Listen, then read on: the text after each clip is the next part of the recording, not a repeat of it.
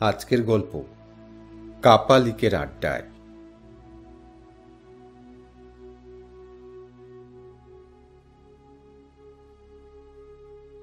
অনেক দিন আগের কথা। সেকালের রাস্তাঘাট ছিল খুবই খারাপ। দূরে কোথাও যেতে হলে গো শকটে করে যেতে হতো অথবা পায়ে হেঁটে। রাস্তাতেও থাকতো চোর ডাকাত অথবা ঠগি কি ঠ্যাঙারের ভয়। সুযোগ পেলেই তারা যাত্রীদের সর্বস্ব লুট করত, এমনকি প্রাণে মেরে ফেলতেও দ্বিধা করত না। এমন কিছু গ্রাম বা জনপদ ছিল যার সব মানুষই ছিল ডাকাত। এরা দিনের বেলায় চাষের কাজ বা মাছ ধরে বা স্রেফ কিছু না করেই সারাদিন কাটাত, আর রাতের বেলা হলেই দল বেঁধে ডাকাতি করতে বেরোত, অথবা রাস্তার ধারে লুকিয়ে থেকে পথ চলতি মানুষকে আক্রমণ করে নির্দয়ভাবে হত্যা করে তারপর তার সব কিছু লুট করে আবার পরবর্তী শিকারের জন্য অপেক্ষা করত। কেউ কেউ আবার আরও সাংঘাতিক। এরা আশ্রয়দাতার ছদ্মবেশে অতিথিকে ভুলিয়ে ভালিয়ে নিজের বাড়িতে নিয়ে তুলত, তারপর গভীর রাতে ঘুমন্ত অতিথির প্রাণ সংহার করে তার সব কিছু লুট করত। তবে সব মানুষ তো এমন ছিল না। গ্রামে গঞ্জে অতিথি বৎসল লোকের অভাব কোনো কালেই ছিল না। পথ চলতি মানুষকে আশ্রয় দেওয়া মহাপুণ্য কর্ম বলেই মানুষ তখন মনে করত। এমন এক সময় হুগলির আরামবাগের কাছে হাট বসন্তপুরে আমার পৈতৃক বাড়ি থেকে বর্ধমানের উচালনের কাছে আমার মাতুলালয়ে যাবার সময় এক ঘটনা ঘটেছিল। সেকালে হাট বসন্তপুর থেকে উচালনের দিকে যাবার উপায় ছিল সড়ক পথ। গরুর গাড়িতে করে সেই সড়ক পথ ধরে আরামবাগ পেরিয়ে উচালন যেতে প্রায় সারা দিন লেগে যেত। শীতের বেলা হলে দিন পেরিয়ে রাতও হয়ে যেত। আরামবাগ পার হলেই পথের দুধারে বড় বড় গাছপালার ছায়ায় রাস্তাটা ঢেকে থাকত। দুপাশে ধুধু মাঠ, কখনো কখনো ঘন বন, আবার কখনো অল্প ঝোপঝাড়। অনেক দূরে দূরে পড়ত এক একটা গ্রাম, একটা দুটো দিঘি, তাতে মেয়ে বউরা জল নিতে এসেছে, বাচ্চারা জলে হুটোপুটি করছে। তারপরেই আবার সেই গাছপালা, আবার সেই ঝোপঝাড়। এই পথটাই আঁধার নামলে বিপদ সংকুল হয়ে উঠত। অন্ধকার ঝোপঝাড়ের আড়ালে কোথায় ঠ্যাঙারে কিংবা ডাকাতের দল ঘাপটি মেরে লুকিয়ে আছে তা কে বলতে পারে। সুযোগ পেলেই এরা নিরীহ পথিকের সর্বস্ব লুট করে প্রাণে মেরে হতভাগ্যের দেহ কোনো ডোবা বা নয়াঞ্জলিতে পুঁতে দিয়ে আবার শিকারের জন্য অপেক্ষা করত। কাজেই রাত্রেবেলায় এই পথ দিয়ে যাওয়া ছিল ভীষণ বিপদের ব্যাপার। এমন এক সময় আমার মামাবাড়ি থেকে খবর এলো যে দাদু ভীষণ অসুস্থ, আমাকে দেখবার জন্য ব্যস্ত হয়ে উঠেছে। এদিকে পরিস্থিতি এমন যে বাড়ি থেকে তখনই আর কারো যাওয়া সম্ভব নয়, আমাকেই যেতে হবে। কাজেই কি করা যাবে তাই নিয়ে বাবা খুব চিন্তিত হয়ে পড়লেন। অনেক ভাবনা চিন্তার পরে ঠিক হলো যে মাধাই গারোয়ানের গরুর গাড়িতে করে আমাকে পাঠানো হবে। বাবা তখনই মাধাইকে ডাকতে লোক পাঠিয়ে দিলেন। এই বেলা মাধাই গারোয়ানের গাড়ি আর মাধাই গারোয়ানের ব্যাপারেও কিছু কথা বলে নেওয়া ভালো। লোকালয় থেকে কিছুটা দূরে একটা সরু খালের ধারে কিছুটা ধান জমি সংলগ্ন একটা ছোট ঘর ছিল মাধাইয়ের। জমিতে সামান্য চাষবাস করে আর গোজান চালিয়ে দিন কাটত মাধাইয়ের। একলা মানুষ, তিন কুলে কেউ আছে বলে কেউ শোনেনি। তবে তার অন্য একটা গুণ ছিল, সে ছিল সেকালের একজন গুণিন বা ওঝা গোছের মানুষ। কারো কোনো রোগ ব্যাধি হলে তখনকার দিনে আর ডাক্তারবতী কোথায়, লোকে মাধাইয়ের কাছেই ছুটত। ঝাড়ফুঁক টুকটাকের পাশাপাশি সে কিছু কিছু কবিরাজি ধরনের ওষুধ বা টোটকাও দিত। তাতেই বেশিরভাগ মানুষের রোগ সেরেও যেত বলে শুনেছি। রাত বিরেতে কোনো ছায়া দেখে ভয় পেলে বা জ্বর জারি না কমলে কতবার ঠাকুমা আমাকে সেই মাধাইয়ের কাছে নিয়ে গেছে ঝাড়ানোর জন্য। তবে একলা আমরা ছোটরা কেউ মাধাইয়ের বাড়ির ধারে কাছে যেতাম না। সবাই মনে করত মাধাইয়ের নিশ্চয়ই পোষা একটা দুটো ভূত আছে, যাদের সাহায্যেই সে ঝাড়ফুঁক করে। মাধাইয়ের গরুর গাড়ি নিয়েও অনেক জনশ্রুতি আছে। অনেকে বলে, মাধাইয়ের গাড়ি বন্ধন দেওয়া, কোনো অপদেবতা বা চোর ডাকাত তোর গাড়ির দিকে আসতেই পারে না। কালো আর ধলো নামে দুটি বলদ মাধাইয়ের গাড়ি টানে। সে দুটির এত ভাব যে কেউ কাউকে ছাড়া এক পা নড়ে না। তাদের মধ্যে কালো গরুটা নাকি পথে কোনো বিপদ ঘটলে আগাম টের পায়। এসব শোনা কথা। তো শেষ পর্যন্ত বাবা মাধাইকেই ডেকে পাঠালেন। গাঁয়ে গঞ্জে মাধাইয়ের মতন বিশ্বস্ত গারোয়ান আর দুটি নেই। যে কোনো যাত্রীকে সে ঠিক সময়ে পৌঁছে দিত, কথার কোনো নড়চড় হতো না। পরদিন সকালে মাধাই আমাদের বাড়ির চণ্ডী মণ্ডপে এসে হাজির হলো। তখন বাবা চণ্ডী মণ্ডপে বসে কি সব কাগজপত্র দেখছিলেন। বাবা ছিলেন জমিদার কাছারির একজন মুহুরি, তাই তার কাছে সকাল থেকে লোকজনের আনাগোনা লেগেই থাকত। হুকো তামাকের ধোঁয়ায়, লোকজনের কথাবার্তায় চণ্ডী মণ্ডপ ভরে উঠেছে। এমন সময় মাধাই এসে হাজির হল। মাধাইয়ের বেশ বলিষ্ঠ চেহারা, গায়ের রং কালো, মাথায় ঝাঁকড়া চুল, পরনে শুধু একটা আধময়লা ধুতি খাঁটো করে পরা। তাকে দেখলে চট করে গারোয়ান কেউ মনে করবে না, পাইক বা লেঠেল বলেই ভাববে। মাধাইয়ের এক হাতে কয়েকটা মাছ ধরার ছিপ আর অন্য হাতে চুবড়ির মধ্যে কয়েকটা শোল মাছ, তখনও অল্প নড়াচড়া করছে। বাবা তাকে দেখে বললেন, এসো মাধাই এসো। তারপর হাতে কি? এই যে কর্তা ডেকেছেন, তা খালি হাতে কি আসতে পারি? এই খালের থেকে কটা শোল মাছ ধরেছি সকালে উঠে, তা ভাবলাম হুজুরের জন্য কটা ওই ছেলেপুলেরা খাবে, তা হুজুর যদি রাখেন। এই বলে সে চুপ করে রইল। বাবা বললেন, বেশ বেশ, ওরে লক্ষণ, এই মাছগুলো ভেতরে নিয়ে যা, আর মাধাইয়ের জন্য কিছু জল পান নিয়ে আয়। এসো মাধাই, এখানে বসো, তামুক খাও। মাধাই নির্দ্বিধায় হুকো কোলকে নিয়ে বসে গেল। সেকালে চণ্ডী মণ্ডপে তামাকের অঢেল আয়োজন থাকত। এরপর বাবা তাকে সব খুলে বললেন। সব শুনে সে তামুক টানতে টানতে বলল, সে কথা ওই খোকা বাবুরে আমি নিয়ে যাবো উচলনে, কিন্তু পথে কোনো অসুবিধা হলে একলা একলা ছেলে মানুষরে নিয়ে যাওয়াটা কি ঠিক হবে কথা? শুনতে পাই আজকাল ওই রাতের বেলা ওই পথে ডাকাতের হামলা হচ্ছে। তারপর অতটা পথ, যদি কোনো বিপদ আপদ। বাবা তাকে থামিয়ে দিয়ে বললেন, আহা, একলা কেন যাবে? ওই গোপাল পাইককে আমি তোমার সঙ্গে দেব, আর সকাল সকাল রওনা দিলেই ওই বিকেল বিকেল পৌঁছে যাবে। রাত্রিটা সেখানে কাটিয়ে পরদিন তুমি ফিরে আসবে খন, হবে না? ঠিক আছে কর্তা, তাহলে কবে রওনা দিতেই বলেন? তা দেরি কেন? সেখান থেকে তো জরুরি তলব এসেছে, তাহলে কালই রওনা দাও। আগে কর্তা, তাই হবে। ওই খোকা বাবুরে সকাল সকাল তৈরি থাকতে বলবেন, আমি গাড়ি নিয়ে চলে আসবো খন। এই বলে এক ধামা মুড়ি, চিড়ে, গুড়, কলা এসব দিয়ে জলপান শেষ করে মাথায় ফিরে গেল। বাবাও আমাকে ডেকে বললেন, শোনো, কালকে সকালে তৈরি থেকো, মাথায় আসবে, ওর সাথে গাড়ি করে দাদুর বাড়িতে যাবে। শুনে তো আমার মনটা নেচে উঠল। একা একটা গরুর গাড়িতে করে অতটা রাস্তা যাওয়া ভাবাই যায় না। সঙ্গে ওই গোপালটা না থাকলেই ভালো হতো। তার কি করা যাবে? পরদিন সকালবেলা সব জিনিসপত্র জুটিয়ে আমি তৈরি হয়ে বসে আছি, কিন্তু মাধাইয়ের কোনো পাত্তাই নেই।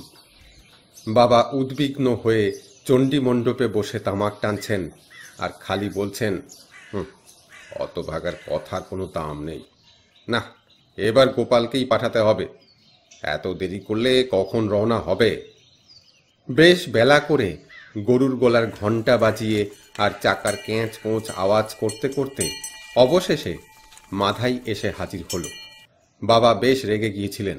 বললেন, এই তোমার আসবার সময় হলো, এখন রওনা হলে কখন সেখানে গিয়ে পৌঁছবে?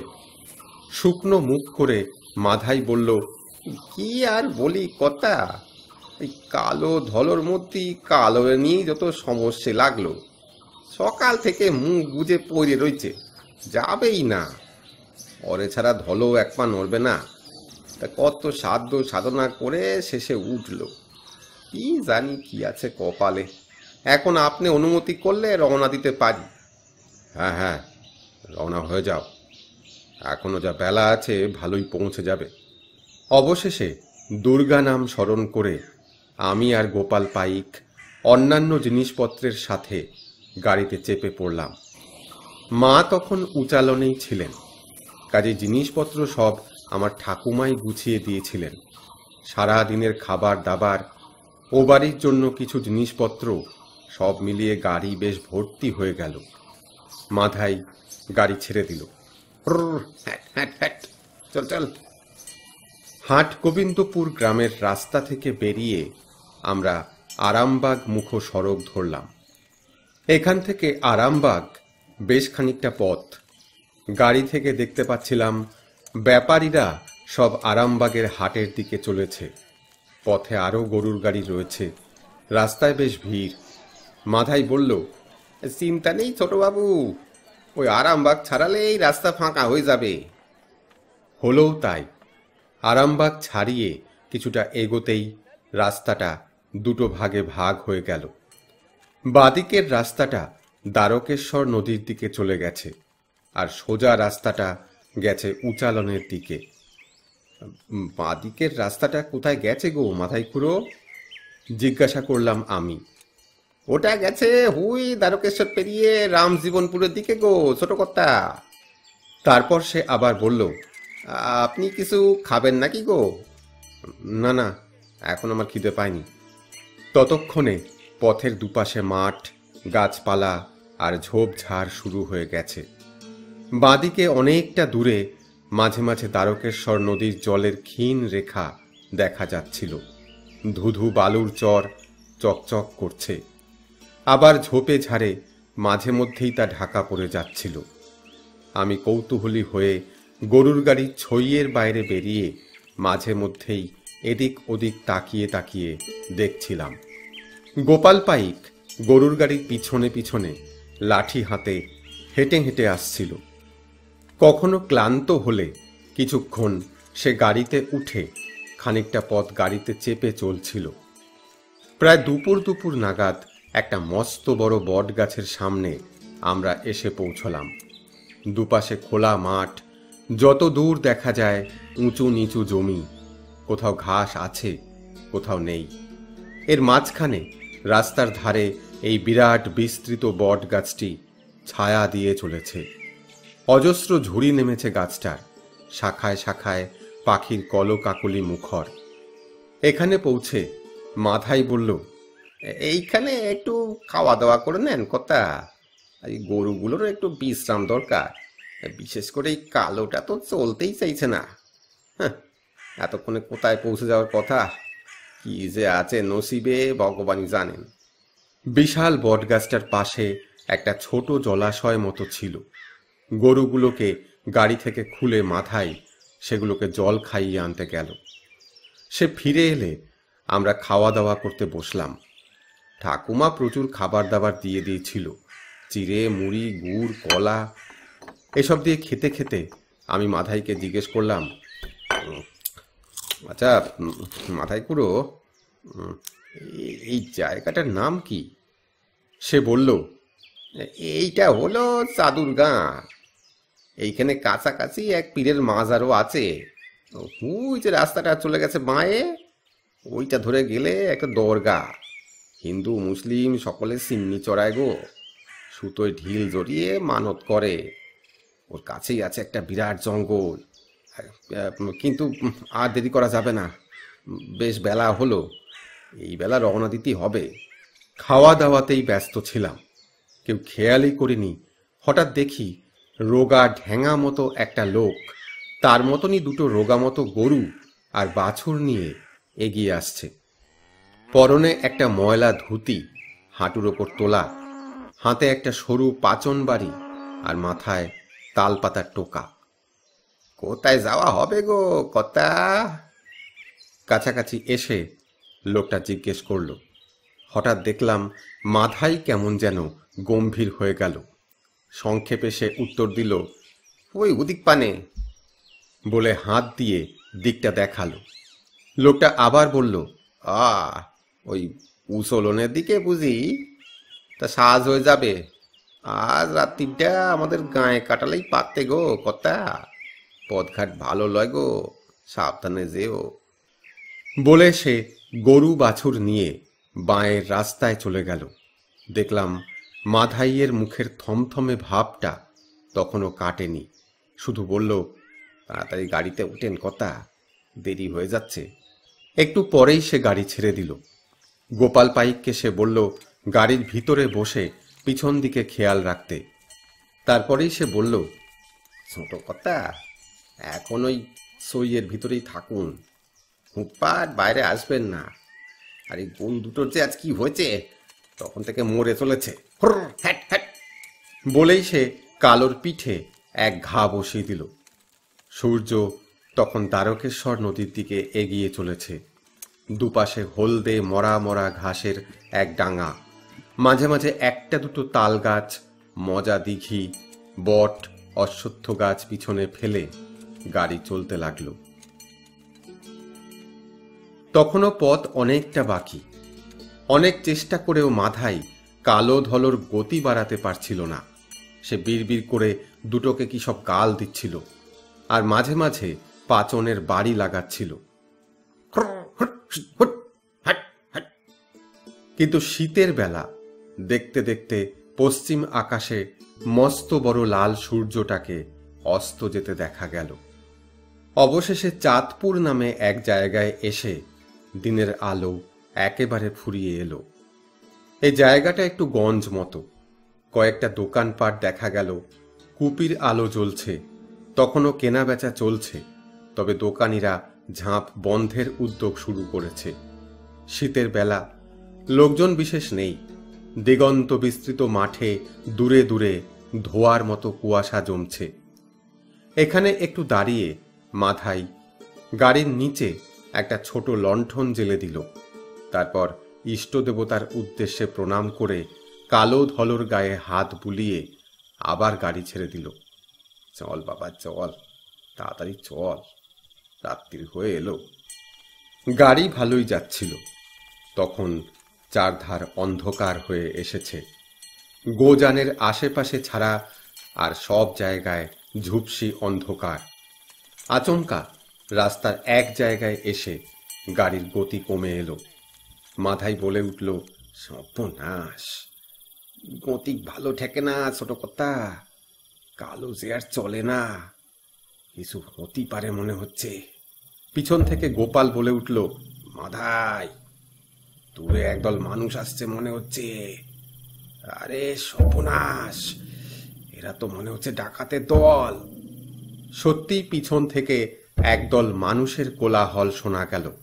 কারা যেন এগিয়ে আসছে এদিকে। ভয়ে আমার মুখ শুকিয়ে গেল।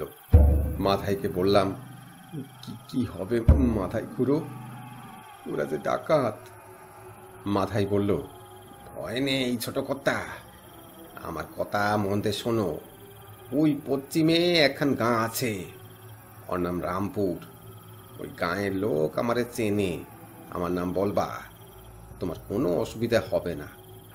যারে আমার নাম বলবা সেই রেতে থাকতে দেবে। গাঁওখান বেশি দূরে লয়, একদম সিধে পথ। এই বেলা গাড়ি থেকে নেমে নাক বরাবর চলে যাও। যদি আমরা বেঁচে থাকি তাহলে সকালে আবার দেখা হবে। তুমি থাকলে এখন আমরা লড়াই করতে পারবো না। যাও যাও, আর দেরি করো না, ওরা এলো বলে। গোপাল পাইকও বলে উঠল, কোনো ডর নাই কথা, আমার একখান লাঠি নিয়ে যান। ওই সমুদ্রের পোগুলোরে সাবার করে আমি আপনারে আনতে যাব। এই বলে সে আর একটা লাঠি গরুর গাড়ির নিচ থেকে বার করে আমার হাতে দিল। বাধ্য হয়ে আমি আর কোনো কথা না বলে সেই ভয়ানক অন্ধকার মাঠের দিকে এগিয়ে চললাম। হাতে লাঠি থাকলে কি হবে, লাঠি যাদের গায়ে লাগেই না, সেরকম কত দেহহীন জীব ওই মাঠে ঘুরে বেড়াচ্ছে কে জানে। বাগে পেলেই টুপ করে আমাকে উঠিয়ে নিতে তাদের কতক্ষণ লাগবে। দূর থেকে শুনতে পেলাম মাধাই খুড়ো আর গোপাল পাইক হুঙ্কার দিচ্ছে। ডাকাতদের কোলাহল শোনা গেল। কিন্তু ডাকাতের থেকেও কত ভয়ানক বিপদ যে আমার জন্য অপেক্ষা করেছিল তা কি আর তখন জানতাম।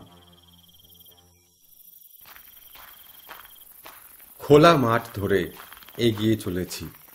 বেশ ঠান্ডা একটা হাওয়া দিচ্ছে। গায়ের আলোয়ানটা ভালো করে পেঁচিয়ে নিয়েছি। এখন আমার দৃষ্টি আরো পরিষ্কার হয়ে এসেছে। পথ চলতে তত অসুবিধে হচ্ছে না। আকাশে জ্বলজ্বল করছে অসংখ্য তারা। কেউ মিটমিট করে জ্বলছে, কেউ স্থির হয়ে জ্বলে আছে, কেউ ছোট, কেউ বড়। অনেক দূর থেকে ভেসে আসছে পেঁচার ডাক। হঠাৎ পাশের ঝোপটা নড়ে উঠল। ভীষণ ভয় পেয়ে গেলাম আমি। আচমকা সেখান থেকে বেরিয়ে এলো একটা বেশ বড় সড়ো শেয়াল। আমাদের বাড়ির আশেপাশে শেয়াল অনেক দেখেছি। এই শেয়াল সেরকম নয়, বেশ বড়, কেমন জ্বলন্ত দৃষ্টি, যেন একটা ছোটখাটো নেকড়ে। খ্যাক খ্যাক করে সে আমার দিকে তেড়ে এলো। এইবার আমি ভীষণ ভয় পেয়ে গেলাম। এ শেয়াল না অপদেবতা কে জানে। ভয়ে আমার হাত থেকে লাঠি খসে পড়ল। দিক বিদিক জ্ঞান শূন্য হয়ে আমি বাপরে বলে ছুট লাগালাম। কোন দিকে ছুটছি জানি না, খালি মনে হচ্ছে পিছন থেকে সেই বিপজ্জনক জন্তু তাড়া করে আসছে। ধরতে পারলেই আমাকে আঁচড়ে কামড়ে একাকার করবে। ছুটতে ছুটতে হাঁপিয়ে গেলাম। শীতেও ঘাম বেরিয়ে গেল। এর মধ্যে দুবার আলে ঠক্কর খেয়ে পড়েও গেছি। অনেকক্ষণ ছুটবার পর একটা গাছপালা ঘেরা জায়গায় এসে পড়লাম। সেখান থেকে একটা আলোর রেখা দেখা যাচ্ছিল। যেন এক যুগ পরে আলোর দেখা পেলাম। আলো মানে ওখানে মানুষ আছে। যাক, বেঁচে গেছি এ যাত্রা। আলো লক্ষ্য করে ছুটে চললাম, কিন্তু গাছপালা ভেদ করে গিয়ে যা দেখলাম তাতে হাত পা পেটের মধ্যে সেঁধিয়ে গেল। আলোটা আসছিল একটা জ্বলন্ত কাঠের হোমকুণ্ড থেকে। তার সামনে বসে এক জটা জুটোধারী সন্ন্যাসী, হাতে একটা মরার মাথার খুলি। এ তো কাপালিক। কি সর্বনাশ! এ কোথায় এসে পড়লাম? কিন্তু তখন আর পালানোর উপায় নেই। আমার পায়ের শব্দ পেতেই সেই কাপালিক চোখ মেলে তাকালো। সেই জ্বলন্ত দৃষ্টির সামনে থেকে আমার আর পালিয়ে যাওয়ার কোনো ক্ষমতাই যেন রইল না। আমার হাত পা যেন এক কঠিন বন্ধনে আবদ্ধ হয়ে গেল। কিছুক্ষণ সেইভাবে তাকিয়ে থেকে কাপালিক প্রশ্ন করল, কে তুই? কোনো রকমে কাঁপা কাঁপা গলায় উত্তর দিলাম, আগে আমার নাম শ্রী অক্ষয়চন্দ্র পালিত। নিবাস কোথায়? আগে আরামবাগ। তারপর এক এক করে আরো কিছু প্রশ্ন করে সেই কাপালিক আমার কাছ থেকে সব জানল। তারপর বলল, উত্তম, তুই নিশ্চিন্ত থাক। মায়ের কাছে কোনো ভয় নেই। ওই আসনে বসে থাক। এই বলে আমাকে কয়েকটা ফল আর খানিকটা দুধ খাওয়ার জন্য দিল। প্রচণ্ড খিদে পেয়েছিল। কোনো কথা না বলে গোগ্রাসে খেয়ে নিলাম। আর তারপরেই টের পেলাম শরীরটা যেন আমার আর বশে নেই। কেমন যেন ঝিমুনি আসছে। শুধু শুনতে পেলাম কাপালিক বলছে, আজ মহাপুণ্যতিথি। মায়ের পূজার শেষে তোকে দিয়ে একটা কাজ হবে। মা তোকে আমার কাছে পাঠিয়েছে। জয় মা! তোর ইচ্ছাই পূরণ হোক মা। এই বলে সে আগুনে আরো কিছু ঘি ঢেলে দিল। দাউ দাউ করে জ্বলে উঠল আগুন। বিড়বিড় করে কি সব মন্ত্র জপতে লাগলো কাপালিক। একসময় হাতের করটিতে কিছুটা তরল ঢেলে পান করেও নিল। তারপর করটিটা শূন্যে তুলে ধরে কি সব যেন বলল। অমনি সেটার চোখগুলো যেন দপ করে জ্বলে উঠল। আবারও সেই আগের মতন মন্ত্র বলে যেতে লাগলো কাপালিক। আমার হাত পা সব যেন কেমন অবশ হয়ে আসছিল ক্রমশ।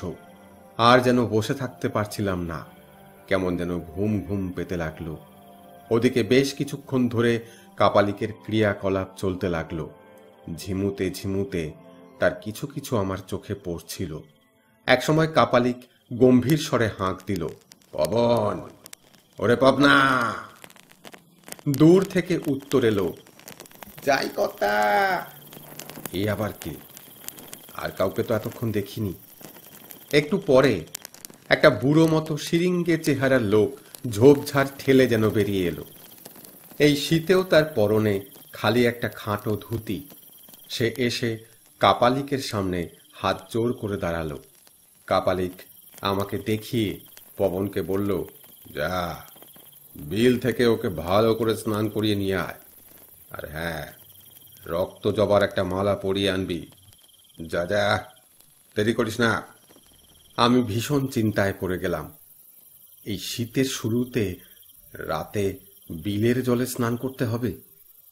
কিন্তু কেমন যেন বশ হয়ে গিয়েছিলাম আমি, কিছুই যেন বলতে পারছিলাম না। পবন এসে আমার একটা হাত ধরে টেনে তুলল, তারপর একদিকে হাঁটিয়ে নিয়ে যেতে লাগলো। অন্ধকার রাতের পথ, খোলা মাঠে মাঝে মাঝে ঠান্ডা হাওয়া বইছে। কিছুটা যাওয়ার পর শুনলাম পবন বলছে, আপনি এই কাপালিকের খপ্পরে পড়লেন কি করে? এ বড় স্বপ্নেশে লোক। আপনার বাপেরে, আপনার ঠাকুরদারেও আমি চিনি। আপনার ঠাকুরদার চিকিৎসায় আমার বাপ প্রাণ ফিরে পেয়েছিল। বুঝলাম সে আমার আর কাপালিকের কথাবার্তা সব আড়াল থেকে শুনেছে। সত্যিই আমার ঠাকুরদা একজন নামকরা কবিরাজ ছিলেন।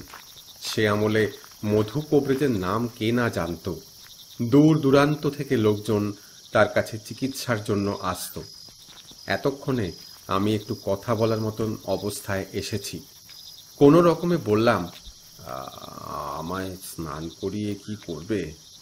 ফিসফিস করে পবন বলল, তুমি কি বুঝতে পারছো না? তোমারে বলি দেবে, নর বলি দিয়ে কাপালিকের পুজো সম্পূর্ণ হবে। আমার শির দ্বারা দিয়ে একটা ঠান্ডা স্রোত বয়ে গেল। আমার হাত পা কেঁপে উঠল। কোনো মতে বললাম, আমায় বাঁচাও। পবন বলল, তাই তো ভাবছি। মধু কবরেজ আমার বাপেরে বাঁচিয়েছিল, তার নাতির বিপদে আমি কি চুপ থাকতে পারি? শোনেন কথা, একটাই উপায় আছে। ওই বিল এসে গেছে, ওই মথুরোর বিল চলে গেছে রামপুর গাঁয়ের দিকে। সিধে সাঁতার দিয়ে যদি চলে যেতে পারেন তাহলে রামপুরে গিয়ে উঠবেন। সেখানে লোকেরে নাম বললে যে কেউ আপনাদের আশ্রয় দেবে। যান যান, আর দেরি করবেন না। আমি থাকতে ব্রাহ্মণের ছেলেরে বলি হতে দেব না। যান, শীতের ভয় করবেন না, জলে ঝাঁপ দেন। এমন সময় দূর থেকে একটা ক্রুদ্ধ হুঙ্কার ভেসে এলো, পবন! সে ডাক শুনে আমি শিউরে উঠে আর কথা না বলে জলে নেমে পড়লাম।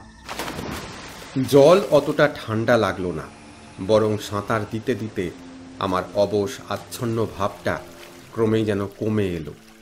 একবার পিছন ফিরে দেখলাম পবন তখনও দাঁড়িয়ে আছে।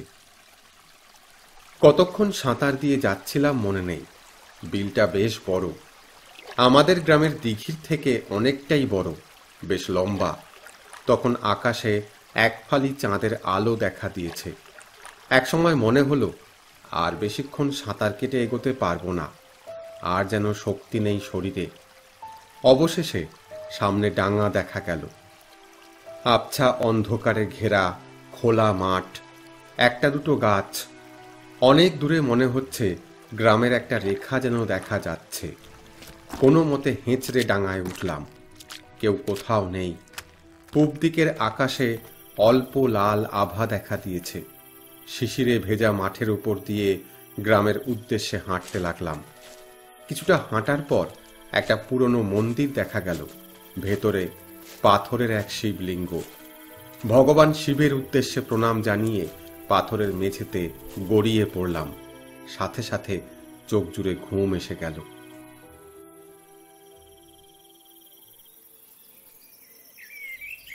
অনেক বেলায় ঘুম ভাঙল একজন গ্রামবাসীর ডাকে। নিমডাল হাতে দাঁতন করতে করতে লোকটা আমাকে ডাকছিল। প্রথমে আমি বুঝতেই পারছিলাম না আমি কোথায় আছি। তারপর কাল রাতের সব কথা কেমন যেন স্বপ্নের মতন মনে পড়ে গেল। ধর্মরিয়ে উঠে বসলাম।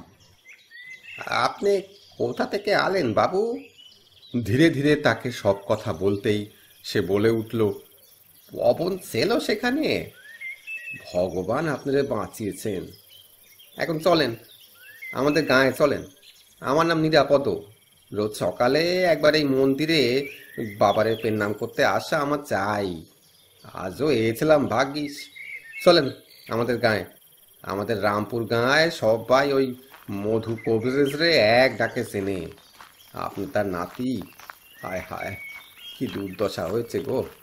ওই জঙ্গলে আমরা কাপালিকের ভয়ে ভুলেও পা রাখি না। পবন কি করে যেন ওর খপ্পরে পড়ে গেছে বাবু, আর আসতে পারে না ফিরে। কিন্তু সে আপনারে বাঁচিয়ে দিয়েছে। চলেন, ওই গাও দেখা যাচ্ছে। তারপর সারাদিন কিভাবে কাটলো, কিভাবে মাধাই আর গোপাল আমাকে খুঁজে বার করলো, আর কিভাবেই বা উচালনে গিয়ে পৌঁছলাম, সে অনেক ঘটনা। তবে দাদু বাড়ি পৌঁছে দাদুকে সুস্থ অবস্থায় দেখতে পেয়েছিলাম। তারপর দেখতে দেখতে অনেক দিন কেটে গেছে, কিন্তু এখনো অনেক রাতে মাঝে মাঝেই স্বপ্নের মধ্যে ফিরে আসে কাপালিকের সেই ক্রুদ্ধ হুঙ্কার।